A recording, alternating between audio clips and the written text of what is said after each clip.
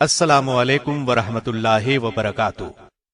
اللہ تعالی فرماتا ہے والسابقون الأولون من المهاجرين والأنصار والذين اتبعوهم بإحسان رضي الله عنهم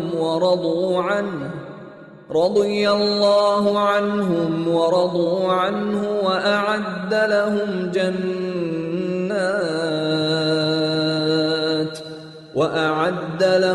جنات تجري تحتها الأنهار خالدين فيها أبدا ذلك الفوز العظيم۔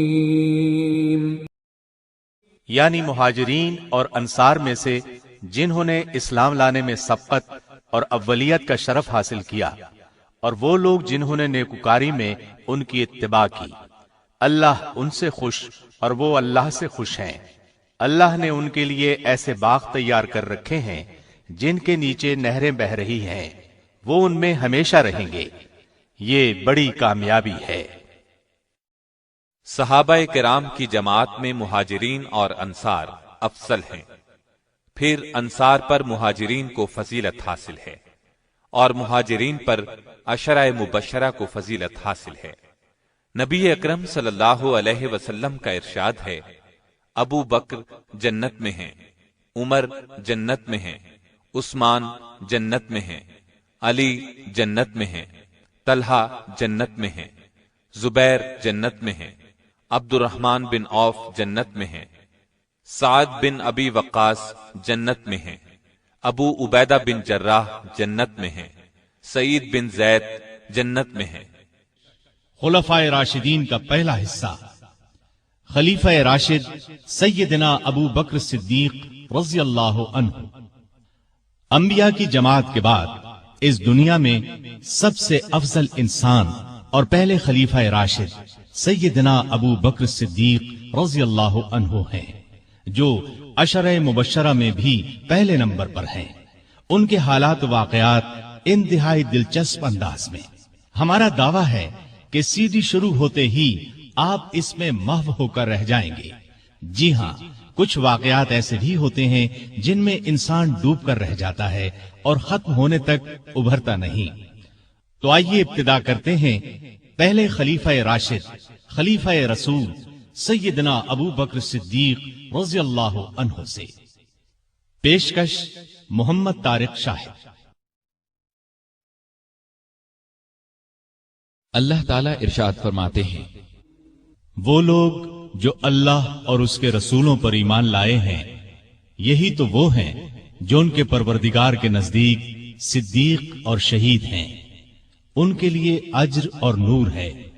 اور جو لوگ کفر کرتے ہیں اور ہماری آیتوں کو جھٹلاتے ہیں، وہ جہنمی ہیں۔ ارشاد نبوی ہے، ابو بکر کے مال نے جتنا مجھے فائدہ دیا اتنا کسی اور کے مال نے نہیں دیا۔ جماعت اصحاب روشن ستارے ہیں، آسمان پر موجود ستاروں کی روشنی کم و بیش ہے۔ یہی مثال صحابہ کرام رضی اللہ عنہم کی ہے، لیکن ہیں سبھی روشن۔ ان میں سب سے نمایاں، سب سے روشن اور سب سے تابناک بہرحال پہلے چار صحابہ ہی ہیں۔ یہی پہلے چار صحابہ خلفائے راشدین ہیں۔ عشرہ مبشرہ میں بھی سب سے پہلے انہی کا نام ہے۔ دنیا میں بہت سے لوگوں کو عجیب و غریب خصوصیات نصیب ہوئیں۔ آدم علیہ السلام سب سے پہلے انسان ہوئے، اللہ تعالیٰ نے انہیں ماں باپ کے بغیر پیدا فرمایا۔ عیسیٰ علیہ السلام بن باپ کے پیدا ہوئے۔ نوح علیہ السلام کو 950 سال کے قریب زندگی ملی۔ ابراہیم علیہ السلام کو آگ میں ڈالا گیا، آگ انہیں جلا نہ سکی۔ اسماعیل علیہ السلام کے گلے پر چھری چلائی گئی، گلا نہ کٹا۔ یونس علیہ السلام کو مچھلی نے زندہ نگلا، پھر مچھلی کے پیٹ سے زندہ نکل آئے۔ موسیٰ علیہ السلام سے کوہ طور پر اللہ تعالیٰ نے کلام فرمایا۔ نبی کریم صلی اللہ علیہ وسلم کی تو ہر بات ہی عرفہ و اعلیٰ ہے۔ آسمانوں کی سیر کی، ختم نبوت کا تاج آپ کو پہنایا گیا۔ آپ کی امت کو یہ امتیاز بخشا گیا کہ آخری امت قرار پائی۔ اس آخری امت میں بھی بہت سے افراد انوکھی خصوصیات والے قرار پائے. ان میں سب سے بلند درجہ ابو بکر صدیق رضی اللہ عنہ کا ہے. ان کی شان میں اللہ تعالیٰ نے یہ آیت نازل فرمائی: اگر تم ان کی مدد نہ کرو تو اللہ ہی نے ان کی مدد کی اس وقت جب اسے کافروں نے دیش سے نکال دیا تھا، دو میں سے دوسرا جبکہ وہ دونوں غار میں تھے، جب یہ اپنے ساتھی سے کہہ رہے تھے کہ غم نہ کر، اللہ ہمارے ساتھ ہے. پس جناب باری نے اپنی طرف سے تسکین اس پر نازل فرما کر ان لشکروں سے اس کی مدد کی جنہیں تم نے دیکھا ہی نہیں. اس نے کافروں کی بات پست کر دی، اور بلند و عزیز تو اللہ کا کلمہ ہی ہے. اللہ غالب ہے، حکمت والا ہے. ترمذی کی ایک روایت کے الفاظ یہ ہیں: ابو ہریرہ رضی اللہ عنہ سے روایت ہے، رسول اللہ صلی اللہ علیہ وسلم نے فرمایا، مجھ پر جس کسی کا بھی احسان تھا میں نے اس کا بدلہ چکا دیا سوائے ابو بکر کے. مجھ پر ابو بکر کا احسان باقی ہے، اس کا بدلہ اللہ تعالی ہی قیامت کے دن عطا کرے گا. اور مجھے کسی کے مال نے اتنا نفع نہیں دیا جتنا ابو بکر کے مال نے نفع دیا. اگر میں کسی کو اپنا جانی دوست بناتا تو ابو بکر کو بناتا. خبردار، تمہارا ساتھی اللہ کا دوست ہے. یعنی اللہ تعالی نے چونکہ مجھے دوست بنایا ہے، اس لیے اللہ کے سوا میں کسی کو دوست نہیں بنا سکتا. مسلم کی ایک حدیث کے الفاظ یوں ہیں: ابو بکر میرے بھائی اور میرے ساتھی ہیں، اور اللہ تعالی نے تمہارے ساتھی کو دوست بنایا ہے. تو یہ عظیم خصوصیت ابو بکر رضی اللہ عنہ کو نصیب ہوئی، جو نبی آخر الزمان کے سب سے افضل صحابی تھے. آج ہم انہی کا تذکرہ کریں گے، ان کی حیرت زدہ کر دینے والی باتیں سنیں گے. ابو بکر صدیق رضی اللہ عنہ 573 عیسوی میں پیدا ہوئے. نبی کریم صلی اللہ علیہ وسلم ان سے قریباً 2.5 سال پہلے دنیا میں تشریف لا چکے تھے. گویا نبی کریم صلی اللہ علیہ وسلم پہلے عام الفیل میں جلوہ افروز ہوئے، جبکہ ابو بکر صدیق تیسرے عام الفیل میں پیدا ہوئے. عام الفیل ہاتھیوں والے سال کو کہتے ہیں، یعنی جس سال ابرہہ نے ہاتھیوں کے لشکر کے ساتھ کعبے پر چڑھائی کی تھی، اور اللہ تعالیٰ نے ابابیلوں کے ذریعے اسے اور اس کے لشکر کو کھایا ہوا بھوسا بنا دیا تھا. باپ نے ان کا نام عبد الکعبہ رکھا، یعنی کعبے کا بندہ. اسلام کو نبی کریم صلی اللہ علیہ وسلم نے ان کے اسلام لانے پر بدلا اور عبداللہ نام رکھا، یعنی اللہ کا بندہ. لیکن آپ ابو بکر کے نام سے مشہور ہوئے. ابو بکر دراصل ان کی کنیت تھی. اصل نام کے علاوہ عربوں میں باپ، بیٹے، بیٹی یا ماں وغیرہ کے نام کی نسبت سے ایک اور نام رکھ دیا جاتا تھا. یہ نام کسی خوبی کی بنا پر بھی رکھا جاتا تھا. ابو بکر کے کسی بیٹے کا نام بکر نہیں تھا. ان کی اچھی عادت اور نیکی کے کاموں میں آگے رہنے کی وجہ سے لوگوں نے ان کی کنیت ابو بکر رکھ دی تھی. بکر کا ایک مطلب پہل کرنا بھی ہے، گویا وہ نیکی کے کاموں میں پہل کرتے تھے. ان کی یہ کنیت اس قدر مشہور ہوئی کہ اصل نام سے بہت کم لوگ واقف ہیں.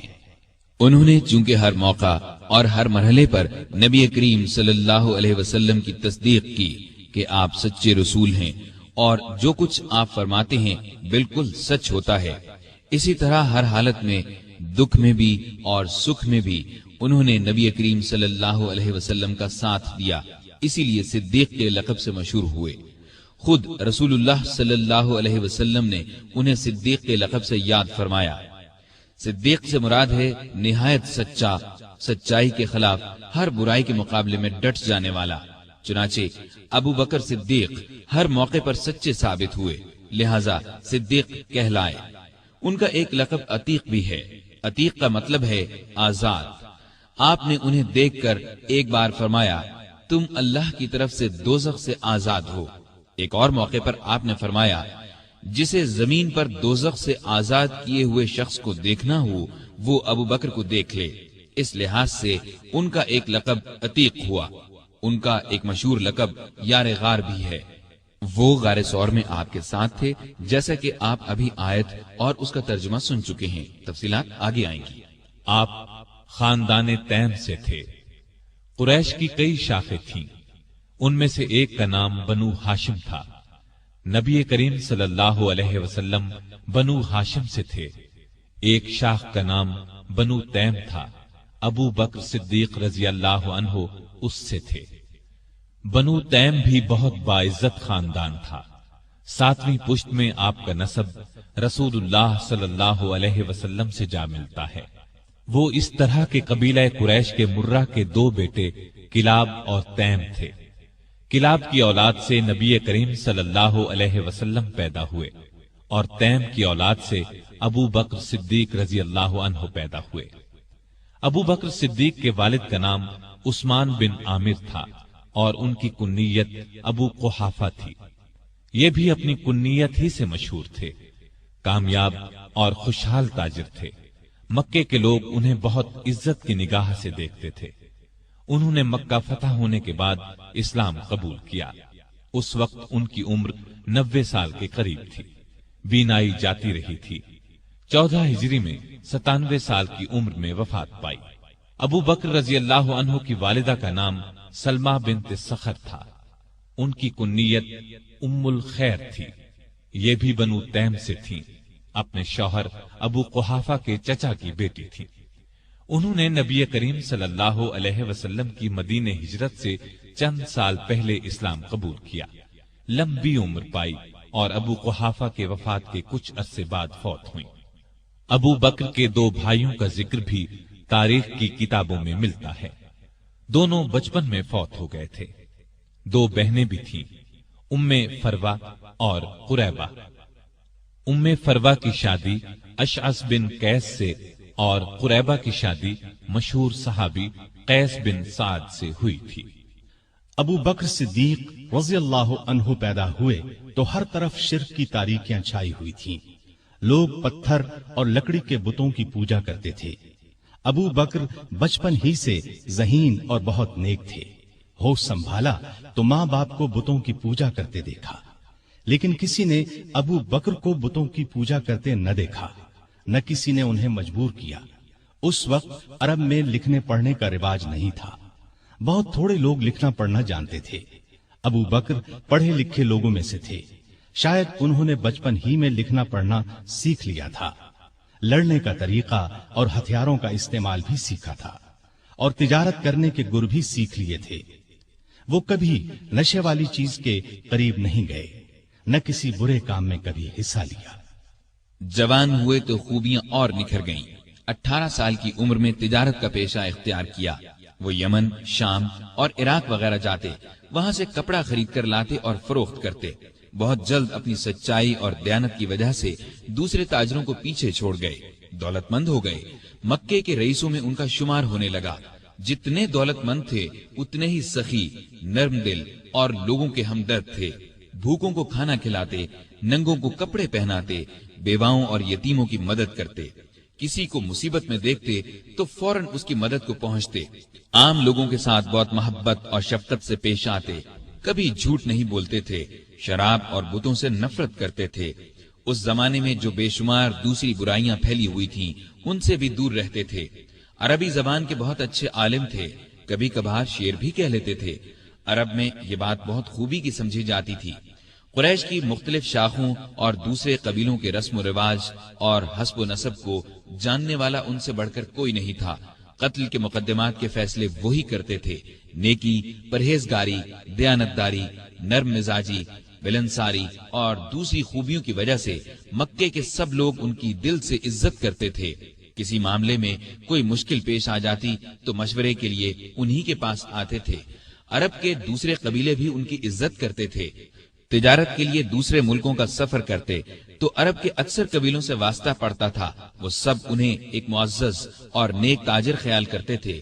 یہی وہ زمانہ تھا جب ان کی دوستی نبی کریم صلی اللہ علیہ وسلم سے ہو گئی، اور یہ دوستی روز بروز گہری ہوتی چلی گئی۔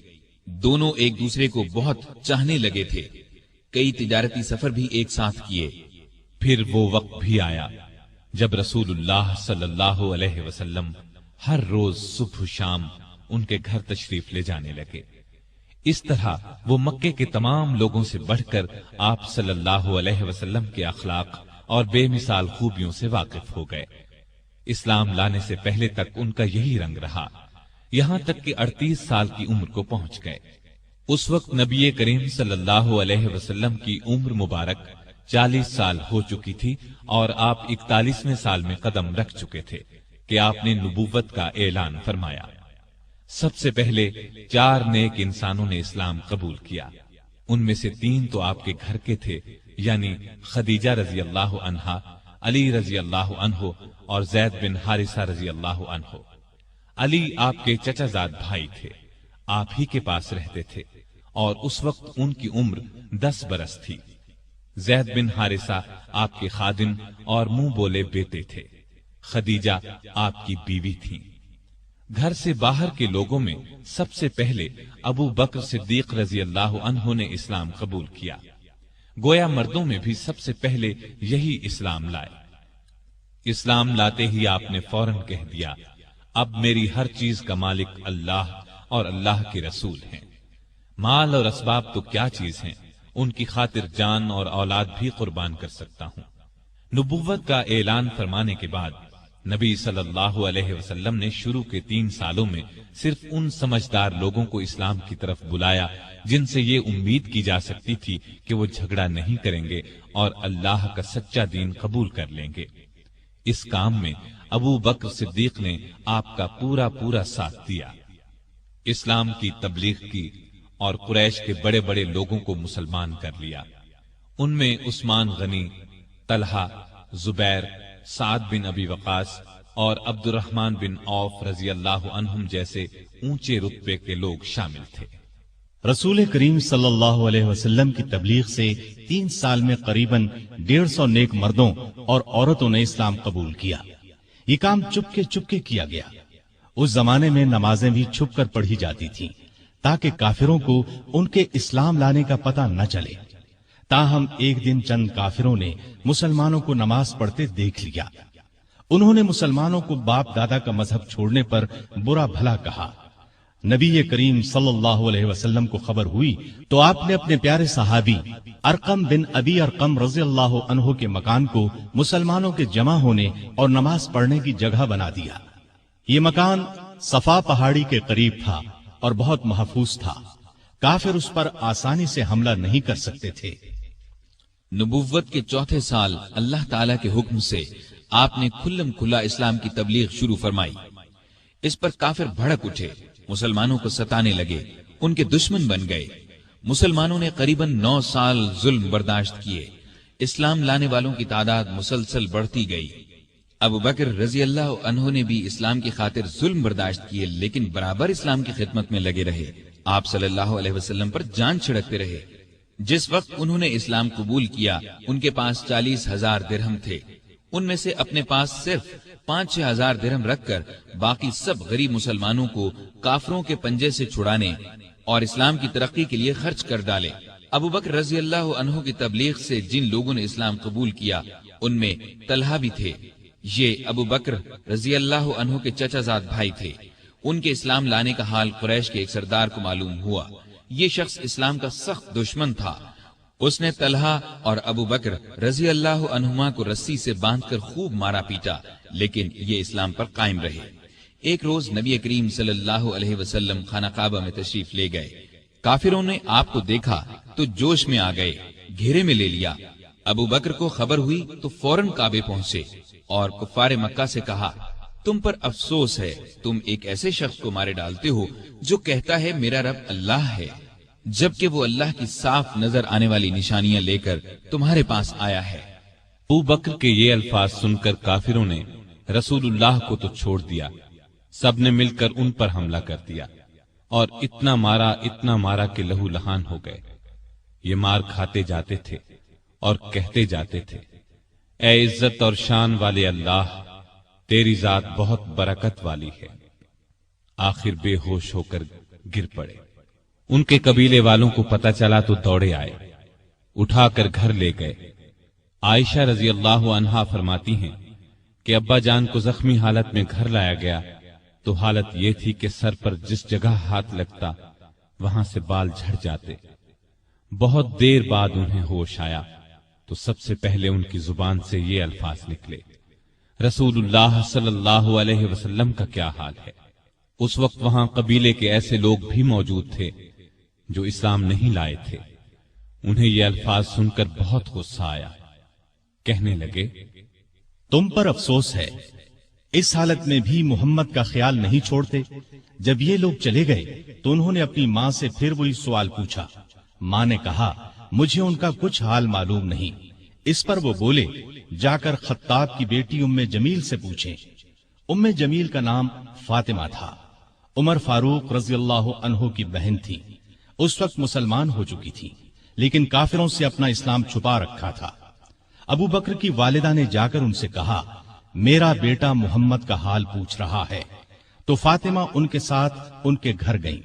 ابو بکر کی حالت دیکھ کر چیخ پڑی اور بولی، اللہ کی قسم، جن لوگوں نے آپ کے ساتھ یہ سلوک کیا ہے وہ سخت کافر ہیں، برے لوگ ہیں۔ مجھے امید ہے اللہ ان سے بدلہ ضرور لے گا۔ ابو بکر نے کہا، رسول اللہ صلی اللہ علیہ وسلم کا کیا حال ہے؟ ام جمیل نے ان کے کان میں کہا، آپ کی والدہ سن رہی ہیں۔ یہ انہوں نے اس لیے کہا کہ ان کی والدہ اس وقت تک ایمان نہیں لائی تھی۔ اس پر وہ بولے، تم ان کی فکر نہ کرو، ان سے کوئی خطرہ نہیں۔ تب انہوں نے بتایا، نبی کریم صلی اللہ علیہ وسلم بالکل خیریت سے ہیں اور دار ارقم میں ہیں۔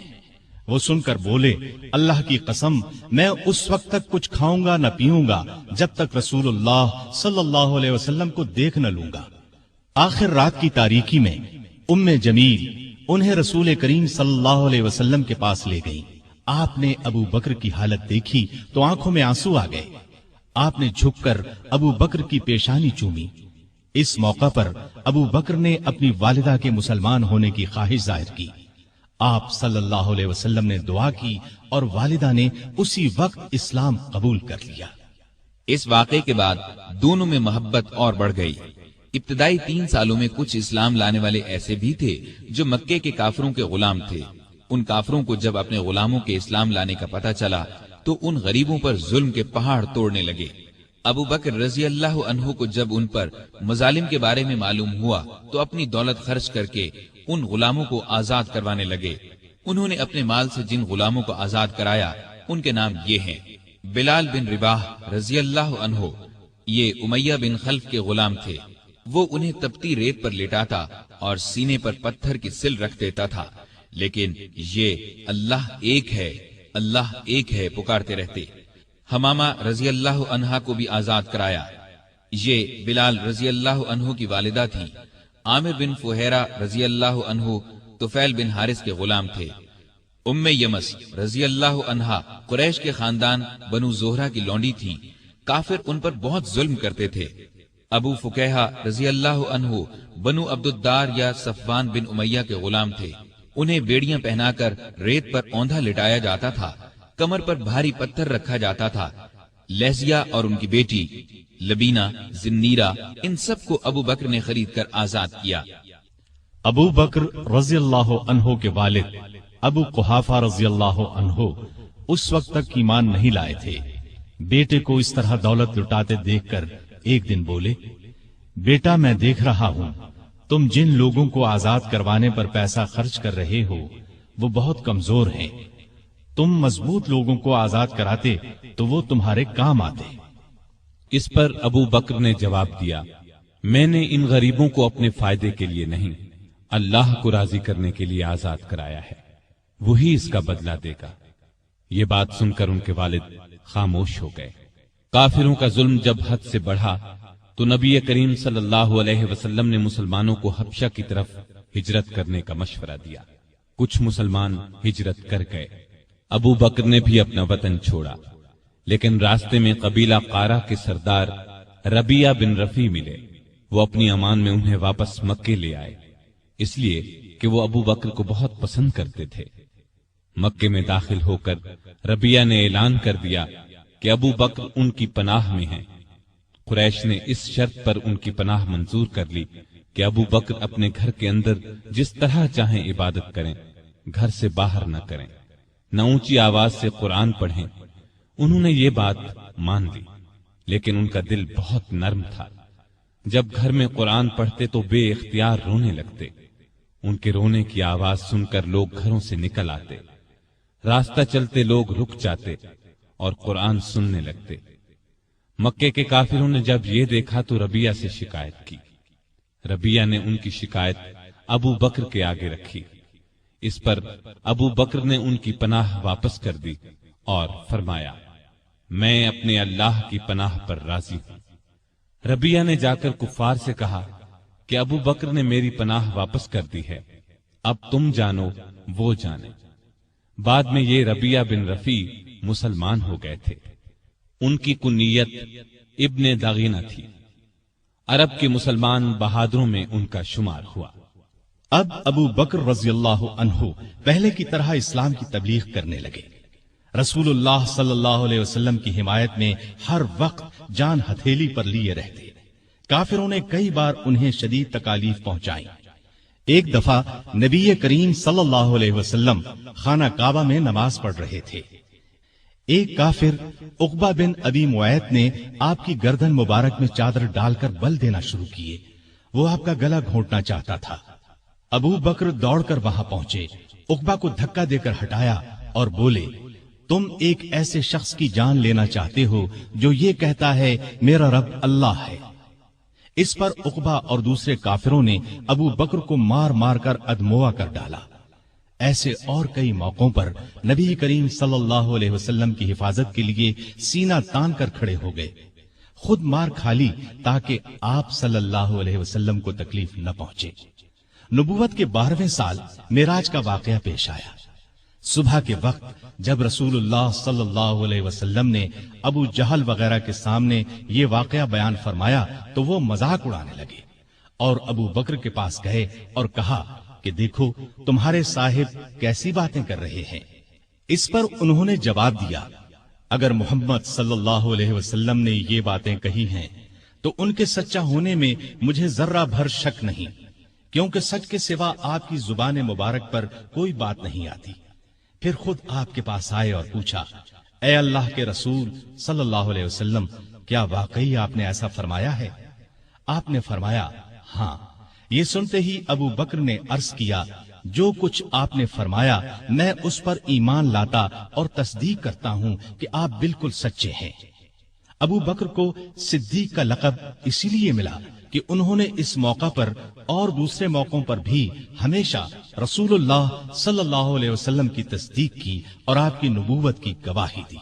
پھر جب کافروں نے نبی کریم صلی اللہ علیہ وسلم کو قتل کرنے کا منصوبہ تیار کر لیا تو اللہ تعالیٰ نے آپ کو ہجرت کی اجازت دے دی۔ آپ ابو بکر کے پاس آئے اور انہیں بتایا، مجھے ہجرت کی اجازت مل گئی ہے۔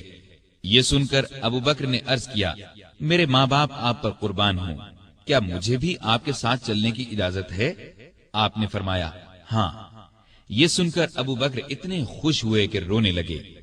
عائشہ رضی اللہ عنہا فرماتی ہیں کہ اس روز مجھے پہلی بار معلوم ہوا کہ کوئی شخص حد سے زیادہ خوشی سے بھی رونے لگتا ہے۔ پھر ابو بکر نے عرض کیا، مجھے اندازہ تھا کہ آپ ہجرت کریں گے، اس لیے میں نے 2 اونٹنیوں کو کھلا پلا کر تیار کر رکھا ہے، ان میں سے ایک آپ لے لیں۔ آپ نے فرمایا، لیکن میں قیمت دے کر لوں گا۔ ابو بکر خاموش ہو گئے۔ رات ہوئی تو آپ علی رضی اللہ عنہ کو اپنے بستر پر لٹا کر گھر سے نکلے۔ اللہ تعالیٰ نے کفار کو اس وقت اندھا کر دیا، وہ ننگی تلواریں لیے گھر کو گھیرے کھڑے تھے کہ جو ہی آپ باہر نکلیں گے کام تمام کر دیں گے۔ آپ قرآن مجید کی آیات پڑھتے ہوئے باہر نکل آئے، سیدھے ابو بکر کے گھر پہنچے۔ وہ پہلے ہی تیار بیٹھے تھے۔ رخصت سے پہلے انہوں نے اپنے بیٹے کو ہدایت کی کہ رات کو آ کر خبریں سنانا، ہم فلاں جگہ ٹھہریں گے۔ اپنے خادم عامر بن فہیرہ کو ہدایت دی کہ وہ روزانہ کی طرح بکریاں چرائے اور رات کو ان کا دودھ ہمیں دے جایا کرے۔ پھر ابو بکر گھر میں موجود تمام نقدی ساتھ لے کر نکل پڑے۔ راستے میں ابو بکر کبھی آپ کے آگے ہو جاتے اور کبھی پیچھے۔ آپ صلی اللہ علیہ وسلم نے وجہ پوچھی تو عرض کیا، جب مجھے خطرہ ہوتا ہے کہ آگے سے کوئی دشمن نہ آ جائے تو آپ کے آگے چلنے لگتا ہوں، پیچھے سے کوئی خطرہ محسوس کرتا ہوں تو پیچھے ہو جاتا ہوں۔ اس طرح دونوں غار ثور میں پہنچے۔ یہ مکے کے جنوب مشرق میں قریباً 5 کلومیٹر پر ہے۔ راستے میں زمین پتھریلی ہونے کی وجہ سے دونوں کے پاؤں زخمی ہو گئے۔ ابو بکر رضی اللہ عنہ آپ کی تکلیف برداشت نہ کر سکے۔ آپ صلی اللہ علیہ وسلم کو بمشکل اپنے ساتھ لے کر غار ثور جو بہت بلندی پر تھا پہنچے۔ پہلے ابو بکر اندر داخل ہوئے، غار کو صاف کیا، غار میں جو سوراخ نظر آئے ان کو اپنی چادر پھاڑ کر بند کیا۔ غار میں 2 سوراخ باقی بچ رہے جن کے لیے چادر نہیں بچی تھی۔ ابو بکر رضی اللہ عنہ نے ان دونوں پر اپنے پاؤں رکھ دیے، پھر رسول اللہ صلی اللہ علیہ وسلم سے عرض کی کہ اندر تشریف لائیں۔ آپ صلی اللہ علیہ وسلم اندر تشریف لے گئے اور ابو بکر کی آغوش میں سر رکھ کر سو گئے۔ ادھر ابو بکر رضی اللہ عنہ کے پاؤں میں کسی چیز نے ڈس لیا۔ ابو بکر نے بڑے صبر سے تکلیف برداشت کی لیکن ہلے نہیں کہ کہیں آپ کی آنکھ نہ کھل جائے۔ لیکن جب تکلیف حد سے بڑھی تو ان کے آنسو رسول اللہ صلی اللہ علیہ وسلم کے چہرے پر ٹپک گئے۔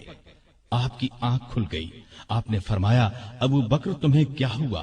عرض کی، میرے ماں باپ آپ پر قربان، مجھے کسی چیز نے ڈس لیا ہے۔ رسول اللہ صلی اللہ علیہ وسلم نے اس پر اپنا لعاب دہن لگا دیا۔ زہر کا اثر فوراً دور ہو گیا اور تکلیف جاتی رہی۔ یہاں دونوں حضرات نے 3 راتیں چھپ کر گزاری۔ تلاش کرنے والے اس دوران میں غار ثور تک پہنچ گئے۔ ابو بکر کی نظر ان پر پڑی تو گھبرائے اور کہا، اے اللہ کے نبی، اگر ان میں سے کوئی شخص محض اپنی نگاہ نیچی کر دے تو ہمیں دیکھ لے گا۔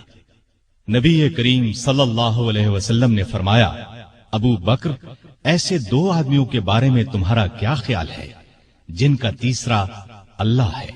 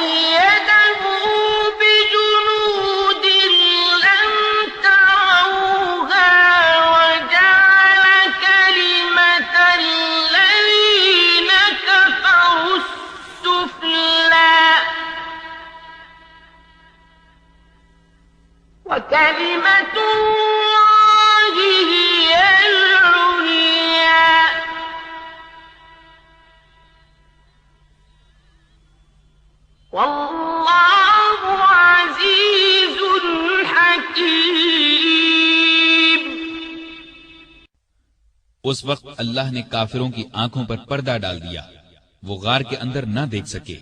آپ نے 3 راتیں اور 3 دن غار میں قیام فرمایا۔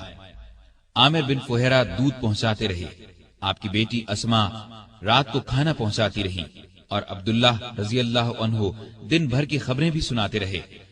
گویا ابو بکر کا گھرانہ خدمت میں لگا رہا۔ تیسری رات غار سے روانہ ہوئے، عامر ساتھ چلے۔ عبداللہ عریقت نامی ایک شخص کو اجرت پر راستہ دکھانے کے لیے ساتھ لے لیا۔ اس طرح یہ آگے چلے۔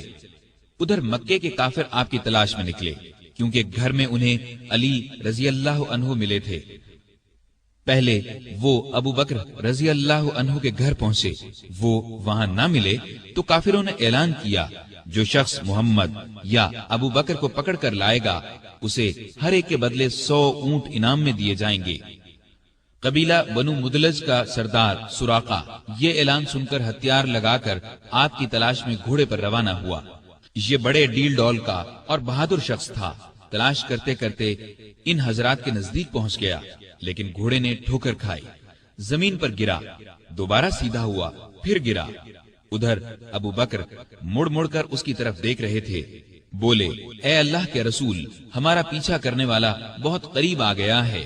اس پر نبی کریم صلی اللہ علیہ وسلم نے فرمایا، لا تحزن ان اللہ معنا، غم نہ کر، اللہ ہمارے ساتھ ہے۔ اس کے ساتھ ہی سراقہ کا گھوڑا زمین میں دھنس گیا۔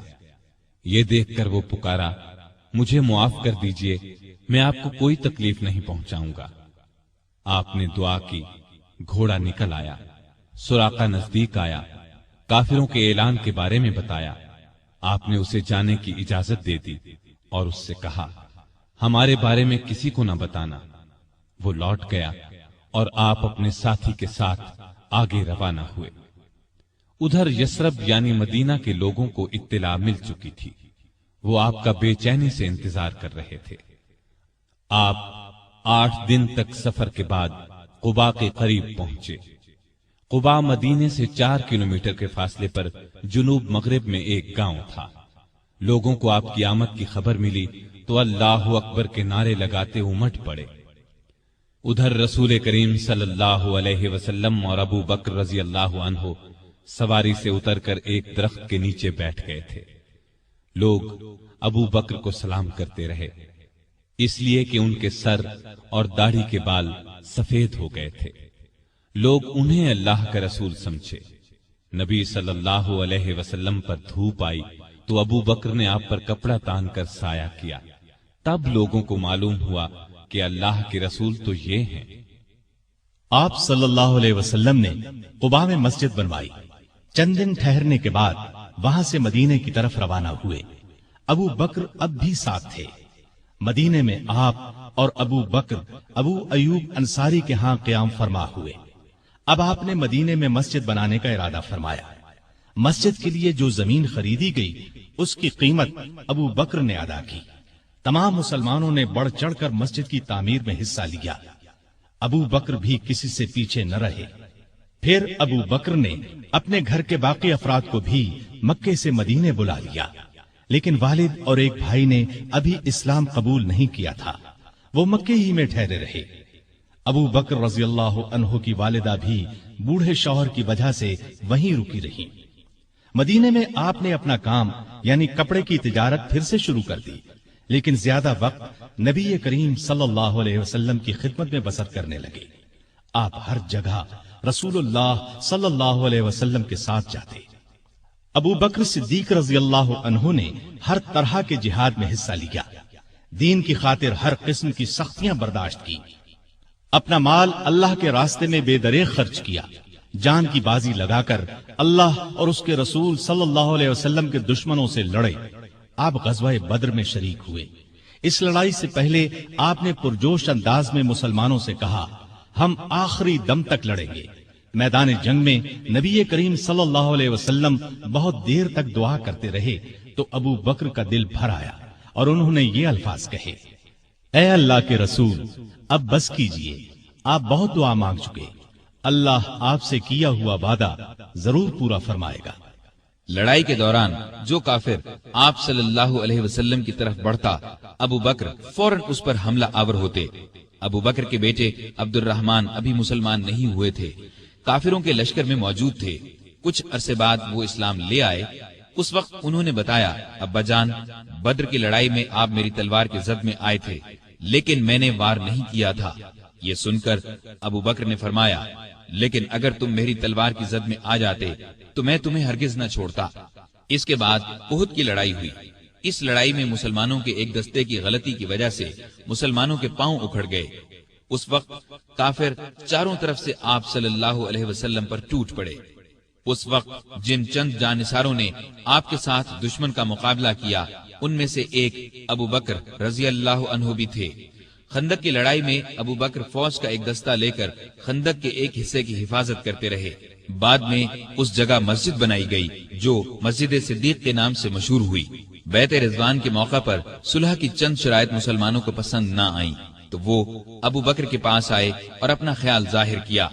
अबू बकर ने उनसे फरमाया, आप अल्लाह के रसूल हैं। जिस तरह अल्लाह हुक्म देता है उसी तरह करते हैं।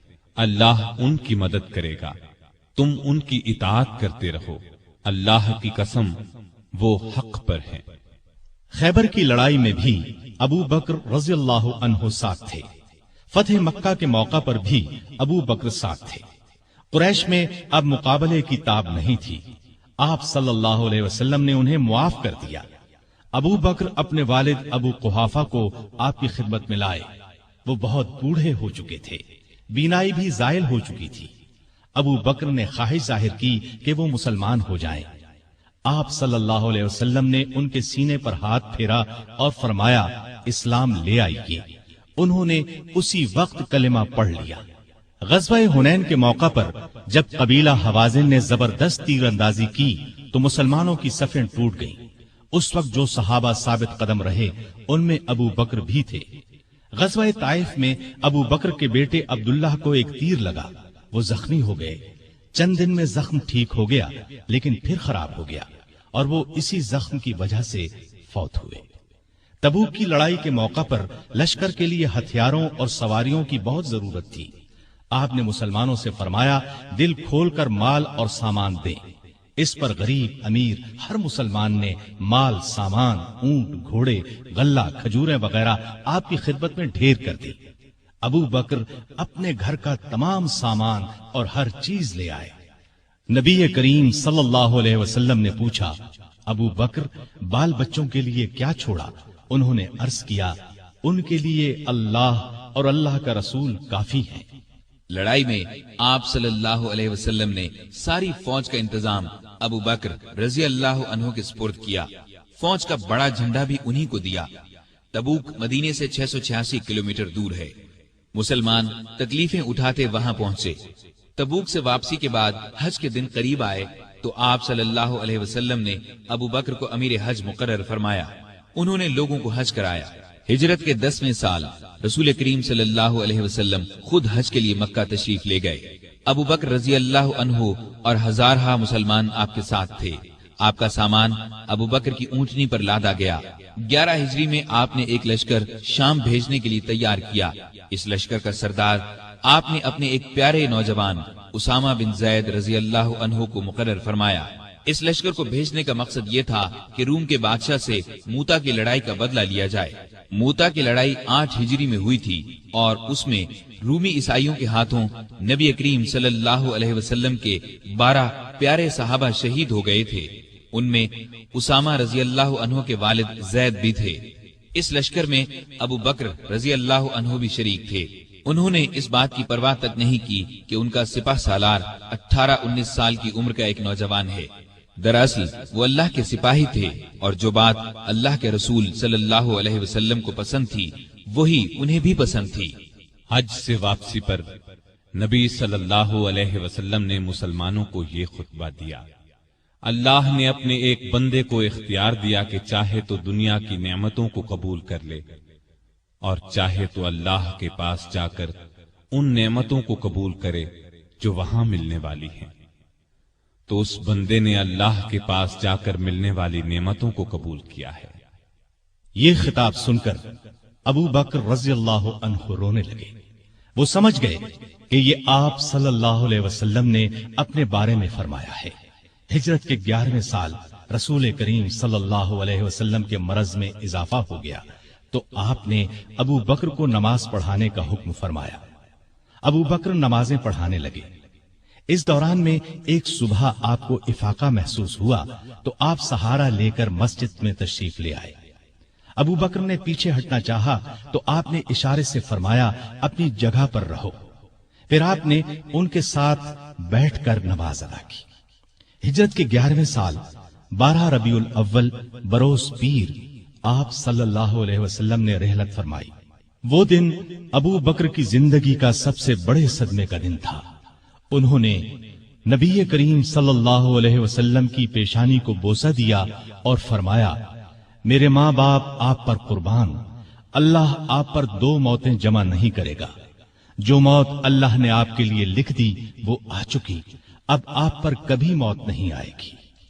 اس وقت صحابہ کی حالت بہت نازک تھی۔ سیدنا عمر فاروق رضی اللہ عنہ ننگی تلوار لیے اعلان کرتے نظر آئے، جو شخص یہ کہے گا کہ رسول اللہ صلی اللہ علیہ وسلم نے وفات پائی میں اسے جان سے مار ڈالوں گا۔ ابو بکر نے ان کی یہ تقریر سنی تو فرمایا اے عمر سنبھلو اور چپ ہو جاؤ۔ پھر آپ نے لوگوں کے سامنے تقریر کی، لوگو جو شخص محمد صلی اللہ علیہ وسلم کو پوچھتا تھا وہ جان لے کہ محمد صلی اللہ علیہ وسلم وفات پا گئے ہیں، اور جو اللہ کو پوچھتا تھا وہ سمجھ لے کہ اللہ زندہ ہے، وہ کبھی نہیں مرے گا۔ ان الفاظ کے بعد آپ نے قرآن مجید کی یہ آیت تلاوت فرمائی، وما محمد إلا رسول قد خلت من قبله الرسل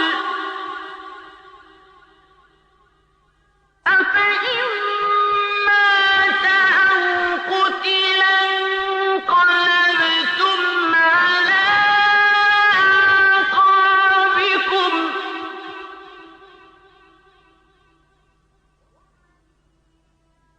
ومن ينقلب على عقبيه فلن يضر الله شيئا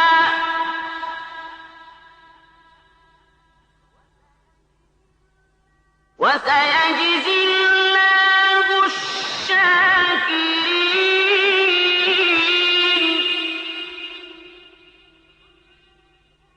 محمد صلی اللہ علیہ وسلم صرف رسول ہی ہیں، ان سے پہلے بہت سے رسول آ چکے ہیں۔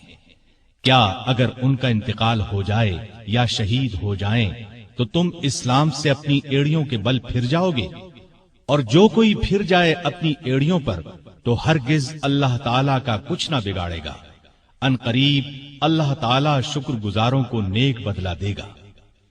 ابو بکر رضی اللہ عنہ کی تقریر سن کر لوگوں کو یقین آ گیا کہ رسول اللہ صلی اللہ علیہ وسلم واقعی ان سے جدا ہو چکے ہیں۔ آپ کی وفات کے بعد مسلمانوں نے متفقہ طور پر جناب ابو بکر صدیق کو خلیفہ چن لیا۔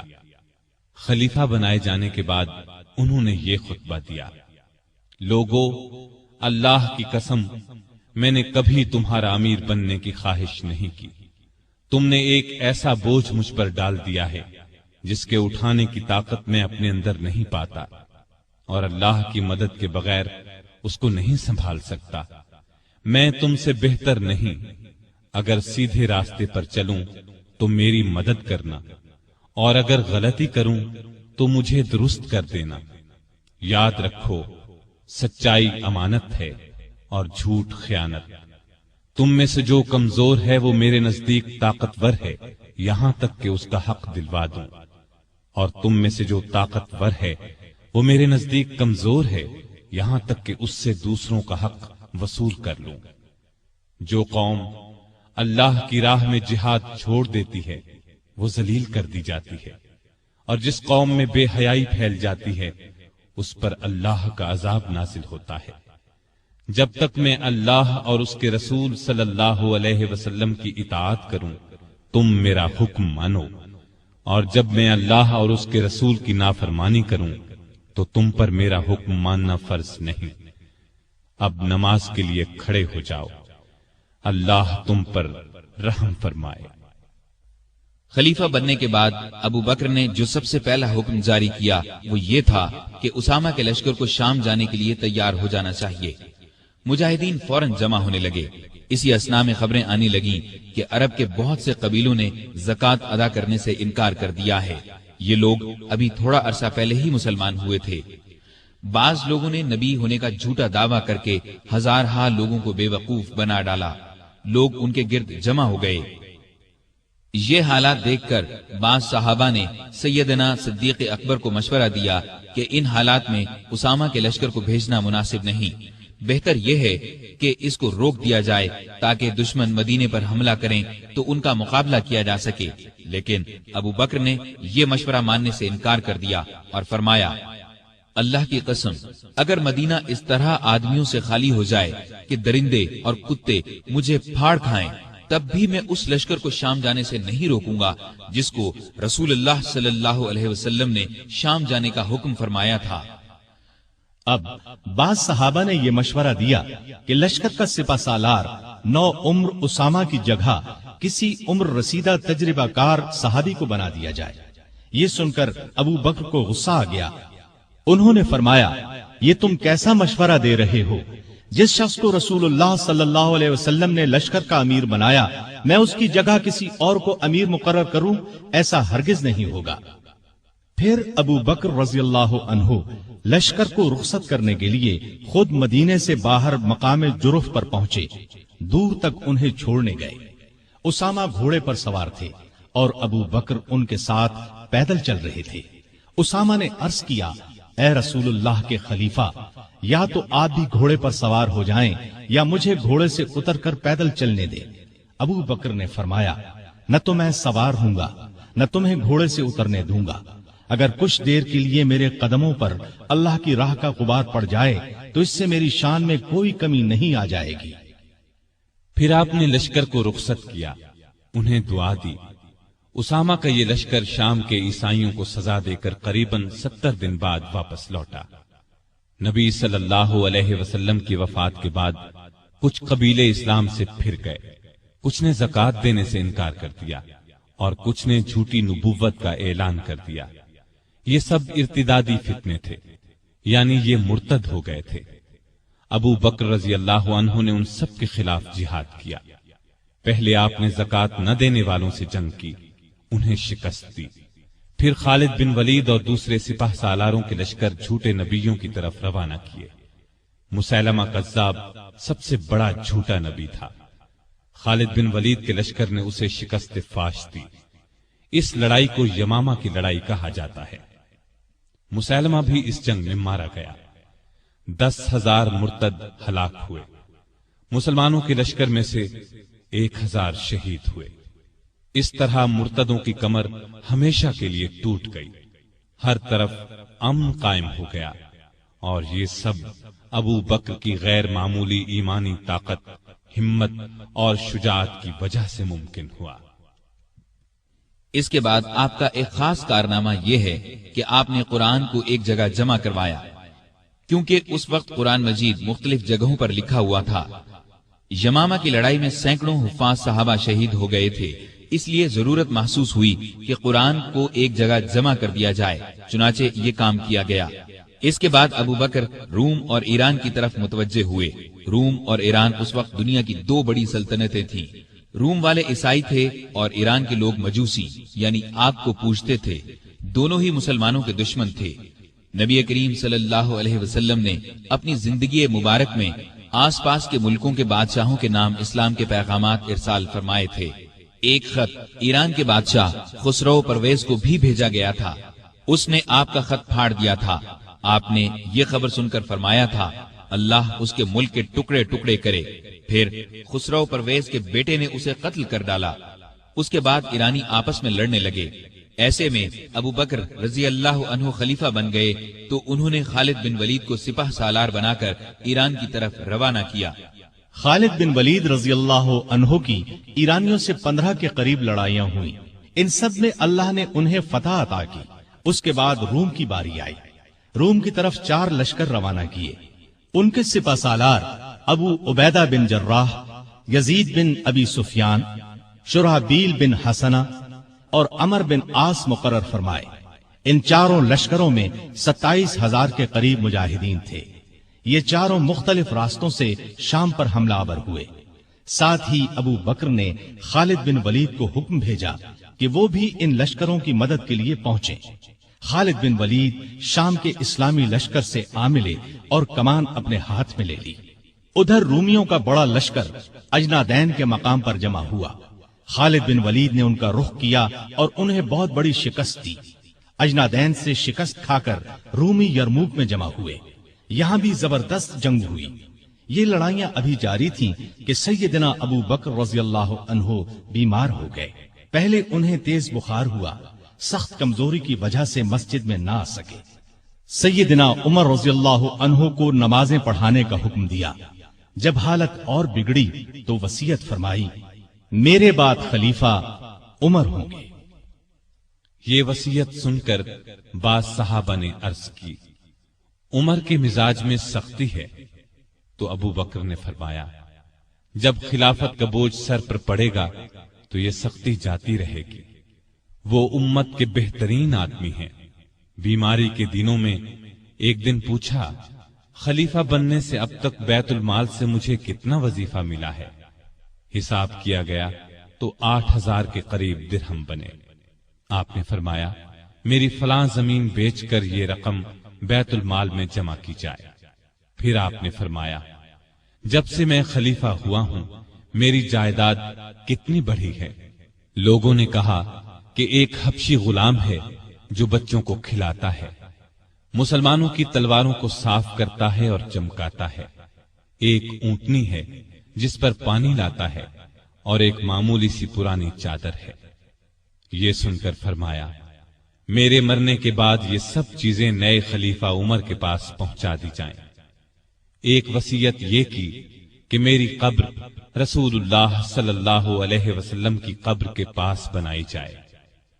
اپنے کفن کے بارے میں فرمایا جو کپڑے میرے بدن پر ہیں انہی میں کفن دیا جائے۔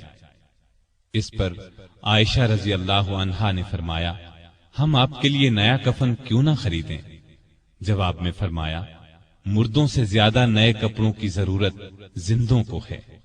یہ بھی فرمایا نبی صلی اللہ علیہ وسلم کی وفات پیر کو ہوئی تھی، آج پیر ہے، مجھے امید ہے کہ میری موت بھی آج ہی ہوگی۔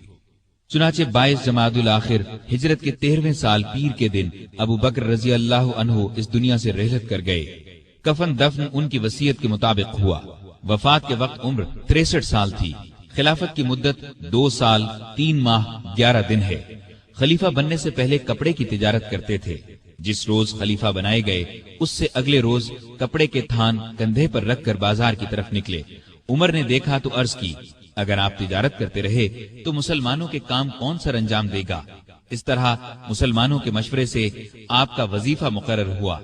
یہ اتنا تھا جتنا ایک عام آدمی کا خرچ ہوتا ہے۔ وفات کے وقت یہ بھی اپنی زمین فروخت کر کے بیت المال میں جمع کرانے کی وصیت کر دی۔ اس وصیت کے مطابق جب یہ رقم بیت المال میں جمع کرانے کے لیے سیدنا عمر فاروق کی خدمت میں لائی گئی تو عمر رو پڑے۔ آپ کی شکل نورانی، قد درمیانہ، جسم دبلا پتلا، رنگ گورا تھا۔ لباس بہت سادہ پہنتے، عبادت کا بہت شوق تھا۔ دن کو روزہ رکھتے، رات کو قیام کرتے، تلاوت کے وقت اتنا روتے کہ داڑھی تر ہو جاتی۔ قرآن اور حدیث کے بہت بڑے عالم تھے۔ آپ سے مروی 42 احادیث ہیں۔ لکھنا پڑھنا بھی جانتے تھے۔ مختلف اوقات میں 5 شادیاں کی، 3 بیٹے اور 3 بیٹیاں تھیں۔ ان کے نام یہ ہیں عبداللہ، عبد الرحمن، محمد، اسما، عائشہ اور ام کلثوم رضی اللہ عنہم۔ گھر والوں سے بہت محبت کرتے تھے، لیکن سب سے زیادہ نبی کریم صلی اللہ علیہ وسلم سے محبت کرتے تھے۔ اس محبت کا الفاظ میں بیان ناممکن ہے۔ ہر وقت اپنی جان نبی کریم صلی اللہ علیہ وسلم پر قربان کرنے کے لیے تیار رہتے تھے۔ آپ صلی اللہ علیہ وسلم بھی ہر وقت انہیں اپنے ساتھ رکھتے، کوئی بات ان سے چھپا کر نہیں رکھتے تھے۔ آپ صلی اللہ علیہ وسلم کی خدمت میں صحابہ جڑ کر بیٹھتے تھے، لیکن ابو بکر کے لیے جگہ چھوڑ دی جاتی تھی۔ جب وہ اپنی جگہ پر آ کر بیٹھتے تو آپ ان کی طرف رخ کر لیتے تھے۔ آپ صلی اللہ علیہ وسلم فرمایا کرتے تھے ابو بکر تمام لوگوں میں مجھے سب سے زیادہ پیارے ہیں۔ آپ صلی اللہ علیہ وسلم نے کئی بار انہیں جنت کی بشارت دی۔ ایک مرتبہ فرمایا ابو بکر حوض کوثر پر میرے ساتھ ہوں گے۔ ایک مرتبہ نبی کریم صلی اللہ علیہ وسلم نے 10 صحابہ کے نام لے کر فرمایا کہ یہ جنتی ہیں۔ ان میں پہلا نام ابو بکر صدیق کا لیا۔ ابو بکر صدیق غریبوں اور محتاجوں کی بہت مدد کرتے تھے۔ اللہ کے راستے میں خرچ کرنے میں سب کو پیچھے چھوڑ دیتے تھے۔ اللہ کا خوف اس قدر تھا کہ حساب کے دن کا خیال آنے پر کانپ جاتے تھے۔ فرمایا کرتے تھے کاش میں ایک تنکا ہوتا، کسی کو کوئی بات کہہ دیتے تو فوراً اس سے معافی مانگ لیتے۔ لوگوں کو سلام کرنے میں پہل کرتے تھے۔ پرہیزگاری تو حد درجے کی تھی۔ ایک دن آپ کا غلام کھانے کی کوئی چیز لایا، آپ نے اس میں سے کچھ کھا لیا، لیکن کھانے کے بعد غلام نے آپ سے پوچھا آپ کو معلوم ہے کہ آپ نے جو کھایا ہے وہ کیا ہے؟ آپ نے فرمایا بتلاؤ یہ کہاں سے آیا ہے؟ اس نے بتایا کہ زمانہ جاہلیت میں ایک شخص نے مجھ سے کچھ منتر پڑھوایا تھا، یہ اس کی اجرت ہے۔ یہ سن کر ابو بکر نے اپنا ہاتھ منہ میں ڈالا اور جو کچھ پیٹ میں گیا تھا قے کے ذریعے سب کچھ باہر نکال دیا۔ مزاج میں بہت عاجزی تھی۔ خلیفہ بننے سے پہلے محلے والوں کی بکریوں کا دودھ دو دیتے تھے۔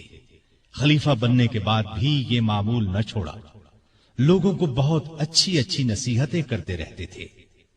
فرماتے ہیں مصیبت کی جڑ انسان کی گفتگو ہے، عقل مند کی پہچان یہ ہے کہ وہ زیادہ باتیں نہیں کرتے۔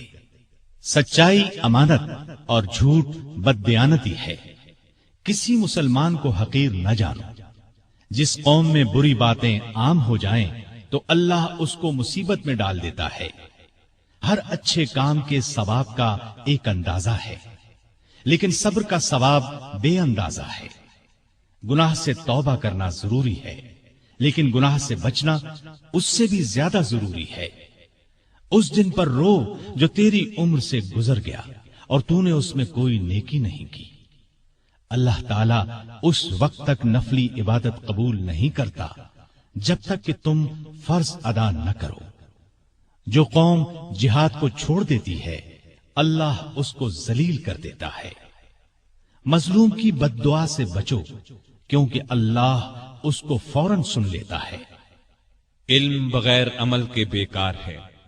بروں کے پاس بیٹھنے سے اکیلے بیٹھ رہنا بہت اچھا ہے۔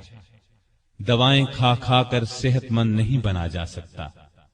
جس پر نصیحت اثر نہ کرے اس کا دل ایمان سے خالی ہے۔ مسکین اور محتاج کو عاجزی اور ادب سے خیرات دو، اس لیے کہ خوشی سے خیرات دینا اس کے قبول ہونے کی نشانی ہے۔ اللہ سے شرم کرو۔ ہر کام کرتے وقت یاد رکھو اللہ تمہیں دیکھ رہا ہے۔ بڑائی پرہیزگاری میں ہے اور عزت عاجزی میں۔ آپس میں بھائی بھائی بن کر رہو جیسا کہ تمہیں اللہ نے حکم دیا ہے۔ ایک دوسرے سے تعلق مت توڑو، کسی سے حسد نہ کرو اور نہ کسی کے خلاف دل میں کینہ رکھو۔